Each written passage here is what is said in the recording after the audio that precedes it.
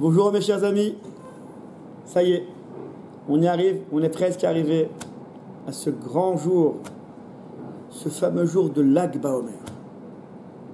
Donc ce grand jour de Lag Baomer, on sait que c'est un jour où on est marbé besimcha, on augmente la simcha, la joie, on ne dit pas tachanoun, on ne fera pas tachanoun. Et pas seulement le jour de Lag Baomer, mais même le mincha de la veille de Lag Baomer. Donc si Lag Baomer c'est mercredi soir, donc mercredi après-midi, le mincha qui précède Lag Baomer, aussi on ne fera pas tachanoun. Comme tout Shabbat et Yom Tov, ou le mincha d'avant, on ne fait pas tachanoun. C'est comme un jour de Yom Tov, c'est un grand jour, Lag Baomer. Et si quelqu'un veut faire un ta'anit, un jeûne shahid, un jeûne solitaire, pour X raison il veut faire un ta'anit ce jour-là, pour tchouva et pour d'autres raisons, il ne pourra pas le faire le jour de Lag Baomer, parce que Lag Baomer c'est un jour de simcha, c'est un grand jour. Alors on va voir aujourd'hui, Bezrat Hashem, qu'est-ce qu'il y a eu Lag Baomer? C'est quoi la raison de cette simcha de Lag Baomer? Alors principalement, nous avons trois raisons. Il y a encore d'autres raisons, mais pour des raisons de raccourcir, on va dire trois raisons principales. La première raison, c'est la raison que nous ramène le Shulchan Aruch. Le Shulchan Aruch nous ramène que ces fameux Talmidim de Rabbi Akiva, donc les 24 000 élèves qu'avait Rabbi Akiva.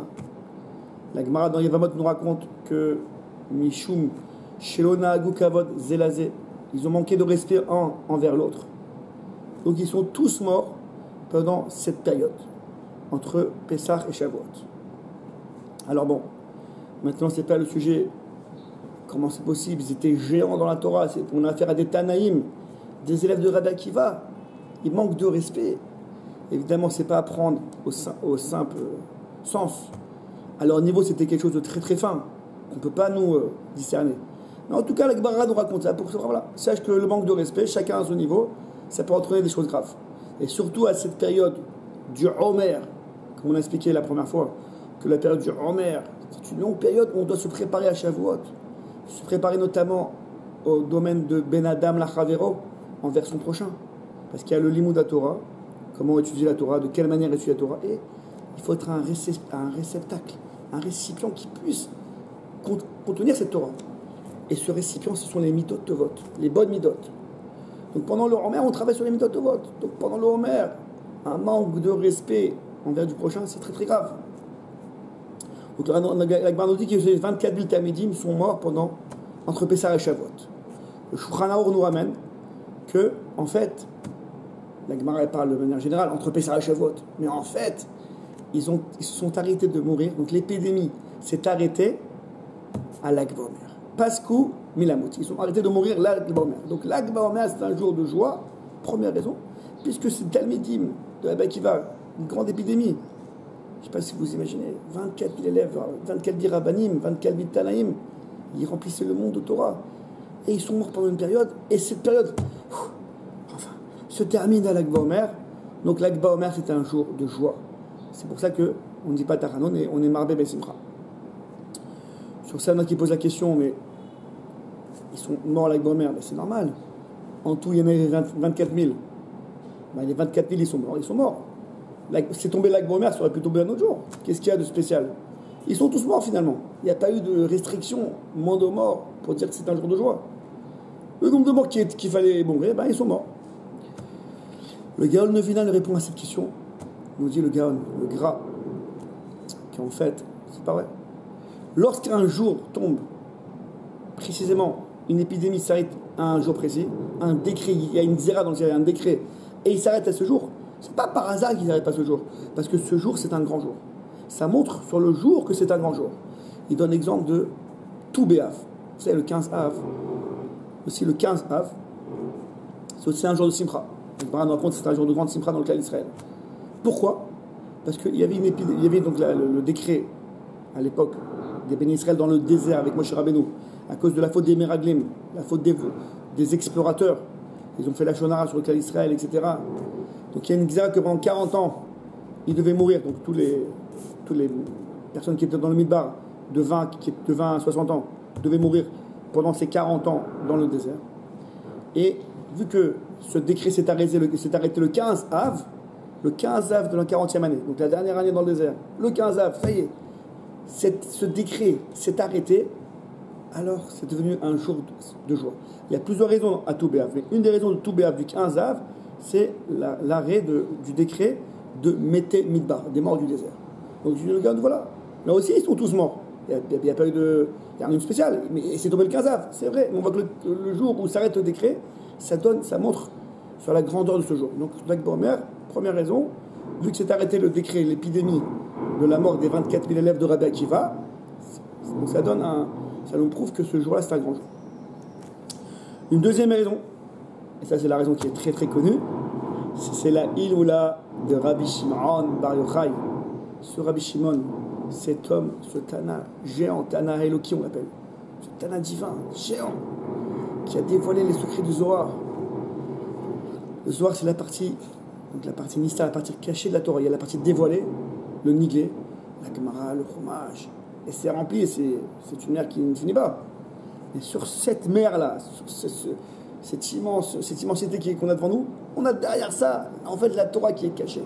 La Torah Anistar, ce qu'on appelle la Torah Tassot, la Kabbalah. La Kabbalah, en fait, c'est une Torah intérieure à la Torah extérieure. Bon, c'est pas en 5 minutes qu'on va expliquer c'est quoi la Kabbalah. Moi-même, je ne sais pas trop c'est quoi. Je suis comme vous, et voilà, de ce qu'on a entendu de nos rabbanim, c'est que ça vient éclairer en fait la Torah. Et donc, c'est pour ça que lors de la mort, donc la ptira de Rabbi Shimon Bar Yochai, donc la Iloula de Rabbi Shimon Bar Yochai, c'est un grand jour. Sur ça aussi, on demande des Mefarshim, mais au contraire, on a perdu un Tana. Si un Tana il est mort ce jour-là, bah, au contraire, il est mort, on l'a perdu, quoi. C'est une grosse perte. Comment on peut faire une fête au jour d'une perte d'un Tana? On a perdu un grand Chacham, un grand Tana, il n'est plus là maintenant. On fait une fête. Et à part ça, on sait tous que Moshe Rabbeinu, donc il est Niftar le 7 Adar. Et beaucoup de personnes, le jour c'est moins répandu, mais en tout cas ça existe que le 7 Adar, le jour de la Ptira de Moshe Rabbeinu, il y a des personnes qui jeûnent, au contraire qui jeûnent, c'est un jeûne, c'est un jour de tristesse. Moshe Rabbeinu il est parti. Et quoi, le jour de Rabbi Shimon Yochai il est parti, c'est une fête. Il faut savoir, la perte d'un tzaddik, c'est une fête ou c'est un ta'anit, c'est une tristesse, il faut jeûner. Il répond le Shar Issachar, un grand sefer, il répond qu'en fait ça dépend. Moshe Rabbeinu c'était un grand homme, il n'y a pas eu comme Moshe Rabbeinu, c'est vrai. Mais la Gemara nous raconte que lorsque Moshe Rabbeinu Niftar il est parti, donc Yoshua Binoun a pris la suite de Moshe Rabbeinu, c'était son successeur, et Hachem, là, devant tout le clan Israël, Chazak, Vematz, il a beaucoup renforcé, mais finalement, lorsque Moshe Rabbeinu est parti, nous avons perdu 3000 halachot. 3000 halachot, donc c'est immense. Chaque halakha, il y a beaucoup de nafkaminot, de conséquences, beaucoup d'halachot. Sur une halakha, il y a beaucoup en fait, d'halachot qui se multiplient. Imaginez 3000 halachot, c'est très terrible. Et lorsque Moshe Rabbeinu est niftar, nous avons perdu 3000 halachot. Donc c'était une grande tristesse. Donc il faut jeûner ce jour-là, ceux qui peuvent, ceux qui ont l'habitude.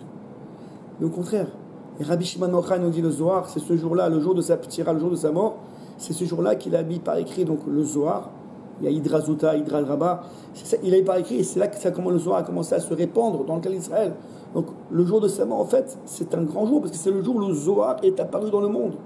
Donc ça mérite d'être Pessimcha, d'être un jour joyeux. Et une troisième raison, ça c'est le Kaf HaChaim qui ramène au nom du Harizal, le grand Harizal, nous dit en fait, ce qu'on dit, ce qui est connu que ce jour de Lag Bomer est Niftar, est mort, Rabbi Shimon Bar Yochai, c'est pas d'après tout le monde. Certains dans le Zohar, ils ont une autre Girsa, une autre version, ils disent que non, il n'est pas mort ce jour-là. On ne sait pas quand est-ce qu'il est mort, Rabbi Shimon Bar Yochai. Mais ce jour-là, il y a eu quelque chose d'autre. Ce jour-là, excusez-moi, Rabbi Shimon Bar Yochai lui-même, il dit dans le Zohar, c'est un jour de Lag Bomer, c'est un jour de fête. Donc il faudra être Bessimcha, c'est Rabbi Shimon Bar Yochai qui nous dit lui-même que Lag Bomer, soyez Bessimcha. Donc premier avis qu'on a vu tout à l'heure, parce que c'était le jour de sa mort, donc il a dévoilé le Zohar. Deuxième avis, c'est pas parce que c'était le jour de sa mort qu'il a dit ça. Il a dit ça pour une autre raison. Quelle est la raison? Nous dit le Harizal. Alors, tout à l'heure, on a raconté que les 24 000 élèves de Rabbi Akiva sont niftar. Ils sont tous morts. Donc, nous dit la Gemara, le Midrash, Ve'haaretz haïta shamem. La terre était déserte. Il n'y avait plus de Torah. Donc, pendant une période, dans le clan d'Israël, il faut savoir qu'il n'y avait plus de Torah. Plus de rabbanim, plus d'avrechim, plus de bachuri yeshiva, plus de yeshivot, Plus rien. Les 24 000 élèves qui tenaient le monde, ils sont tous morts. Le monde était désert, il n'y avait plus de Torah. C'était terrible pendant cette période-là. Plus de Torah dans le monde d'Israël. Qu'est-ce qui restait alors? Qu'est-ce qu'il nous restait? Nous dit le Harizal. Après, la Gemara raconte que Rabbi Akiva, il a reformé 5 Talmudim. Dans ces 5 Talmudim, donc, nous avons donc, notamment Rabbi Shimon Bar Yochai, Rami Bir Balanes, Rabbi Uda Bar Ilai et encore d'autres. Nous avons 5 élèves que Rabbi Akiva, qui était le Rav, qui a perdu les 24 000, il ne s'est pas découragé. Il a repris de la force. Il a reformé 5 élèves. 5 qui est les 5 élèves? Qui c'est? Rabbi Shimon Bar Yochai, on a parlé maintenant. Rabbi Mir Balanes, qui connaît pas Rabbi Balanes? Il est Balanes. Et tous les rabbanim, les 3 autres. Et de ces 5-là, nous dit, avec ma raconte que Rabbi Akiva, il a dit à ces 5 élèves, attention, c'est pas la grave, c'est le Midrash qui raconte ça, attention, mes premiers élèves, ils sont morts, parce que Vaïta Ene'em Tsara Zolazo. Ils avaient un mauvais œil, un vers l'autre. Ça veut dire que, avec Manu tout à l'heure qui manquait de respect, là c'est un petit peu différent. Ils avaient un mauvais œil dans leur Torah, ils voulaient un peu garder la Torah, chacun pour eux, et pas donner à l'autre la Torah. Ça aussi, il faut comprendre. Vadaï qui donnait la Torah, Vadaï qu'on parle de 24 000 élèves qui dispensaient de la Torah. Mais à un certain niveau, ils voulaient garder leur Torah un peu pour eux, et pas totalement la donner à l'autre. Il me dit, Rabbi Akiva, attention, ils sont morts comme ça, ces 24 000 élèves. Mais vous, les 5, Al-Tiouk, ne soyez pas comme ça. Vous allez dispenser la Torah de manière totale, de l'amour du clan d'Israël, toute la Torah. Mia, tout de suite, ces 5 élèves, ils ont compris le message. Et à partir de 5 élèves, ils ont rétabli toute la Torah dans le clan d'Israël. 5 élèves. Rabbi Shimon, Rabbi Mir, Rabbi de Bar Ilai, il y a encore d'autres autres. Ils ont toute la Torah, ils l'ont ou Mila Haaretz. Et la terre d'Israël s'est remplie de Torah. Donc nous dit le Harizal, pourquoi l'Akba Omer c'est un grand jour? Pourquoi Rabbi Shimon Mochaï dans le Zohar il dit c'est un grand jour, soyez spécifiques ce jour-là? Parce qu'en fait c'est ce jour-là qu'a redémarré, on va dire, le Limud Torah dans le clan d'Israël. Le clan d'Israël était désert de Torah, et le Limud de Torah est revenu avec toute sa puissance. Donc la puissance, après les Tanaïm, ça donne après la Gemara, après la Halacha, les Rishonim, la Chaonim. C'est le démarrage du Limud Torah que pendant le période on avait perdu, est revenu le jour de l'Akba Omer. Donc c'est un jour, en fait, c'est presque un petit Shavuot. Shavuot qu'on verra bientôt, c'est le grand jour de la Torah. L'Akba Omer, c'est un petit Shavuot. Pendant un petit temps, on n'avait pas de Torah, et la Torah, on a reçu la Torah ce jour-là, et on l'a redispensée. Donc c'est pour ça que, voilà, donc c'est 3 raisons. Il y a encore d'autres raisons, que l'Akba Omer, c'est un grand jour, un jour Bessimra. Donc comme on a dit, on ne dit pas Tachanoun, le jour de l'Akba Omer, ni Mincha d'avant. On ne fait pas Ta'anit Yahid. Et, voilà, c'est un grand jour. Il y a aussi un autre lachon, un autre langage de Rabbi Shimon Yochai dans le Zohar, un autre endroit où il dit Hayom, c'est ce jour de l'Akba Omer, Hayom, Sheliou. Ce jour, c'est mon jour. Hayom, Sheliou, c'est mon jour ce jour-là. Dans le sens, si ce jour-là vous priez à Hachem, et vous êtes maskir, et vous rappelez le srout de Rabbi Shimon Yochai, alors c'est mon jour. Ce jour-là, Kadechol, on peut dire ainsi. Rabbi Shimon nous dit Hachem, ce jour-là, il m'écoute. Ce jour, c'est mon jour. Ce jour, j'ai rentré libre dans le ciel. C'est mon jour. Donc ce jour-là, mes chers amis, priez Hachem avec ferveur. Priez sur vos enfants qui restent dans le derrière de la Torah. Priez pour vos maris, pour vos femmes, pour vos parents, pour vos grands-parents, pour la Refoua Shelema, pour la Parnassa, pour le Limud Torah, pour rester dans le derrière la Torah et perpétuer toujours la Torah de génération en génération. Et priez qu'Hachem nous envoie le Beth Amikdash. C'est un moment propice pour qu'Hachem nous envoie le Beth Amikdash, qu'on puisse tous se revoir en Eretz Israël, à Yerushalayim au Beth Amikdash. Pour terminer, donc comme vous savez, donc à partir du lendemain de l'Akba Omer, le 34e jour de l'Akba Omer, L'Ad Baomer, le lendemain de l'Akba Omer, donc l'Ad de l'Akba Omer, par exemple, vendredi matin, ça y est, on peut commencer à ce serait permis donc les mariages sont repermis, on permet les mariages à ce moment-là. C'était interdit pendant cette période de l'Akba Omer. Maintenant, le 34e Omer, on permet les mariages, on peut se raser, on peut se couper les cheveux, voilà. Il y a un minag alpi Kabbalah, donc alpi le Harizal alpi Kabbalah, il y a un minag de ne pas se couper et de se raser les cheveux jusqu'à Shavuot, jusqu'à Erev Shavuot. Donc certains ont un minag, d'après la Kabbalah, d'après le Sod, de ne pas se couper les cheveux ou de se raser la barbe jusqu'à Erev Shavuot. C'est le minag de Alpi Kabbalah, mais le minag normal des Sfaradim, pas Alpi Kabbalah. c'est qu'on peut, à partir du 34e jour, se couper et de se raser les cheveux, la barbe, et recommencer le mariage. Voilà. Je vous souhaite une bonne journée, mes amis. Bezrat Hashem. Demain, on essaie de voir encore d'autres halakhot sur l'Akba Omer, et profitez de ce jour, encore une fois, pour prier et pour grandir. Bonne journée. Hatzlacha Rabba.